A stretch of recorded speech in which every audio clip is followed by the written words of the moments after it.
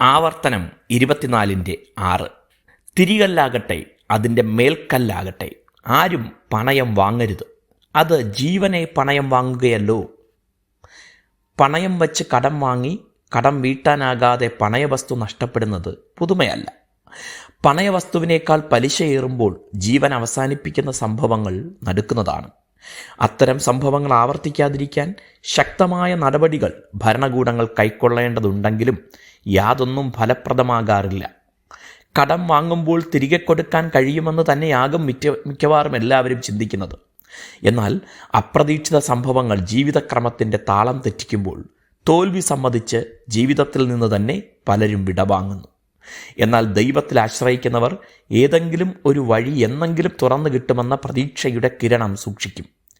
ഈ ഇരുണ്ട തുരങ്കത്തിനപ്പുറത്ത് എന്നെങ്കിലും ഒരു വെളിച്ചം കാണുമെന്ന് അവർ പ്രത്യാശിക്കും.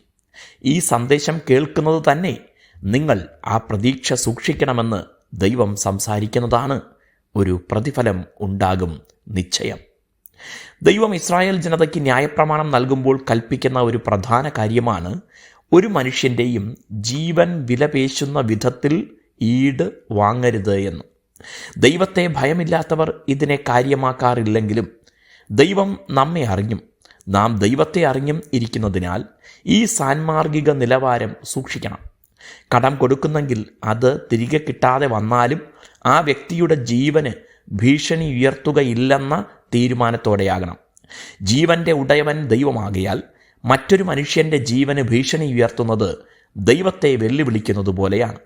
ഞാൻ കാരണം ഒരു മനുഷ്യൻ്റെ ജീവന് ഹാനി വരാൻ പാടില്ലെന്ന് ഉറപ്പുവരുത്തണം. വ്യക്തിപരമായി മാത്രമല്ല, വ്യാപാര വ്യവസായങ്ങളിലും ദൈവത്തെ അറിയുന്നവർ ഈ നിലപാട് ഉള്ളവരാകണം. അതിനെ ചിലർ മുതലെടുത്തെന്ന് വരാം, എന്നാൽ ദൈവത്തിന് നമ്മെ മാനിക്കാൻ കഴിയും.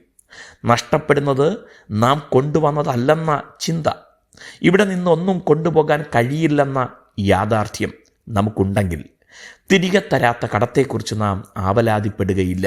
ദൈവം നമ്മെ അനുഗ്രഹിക്കട്ടെ.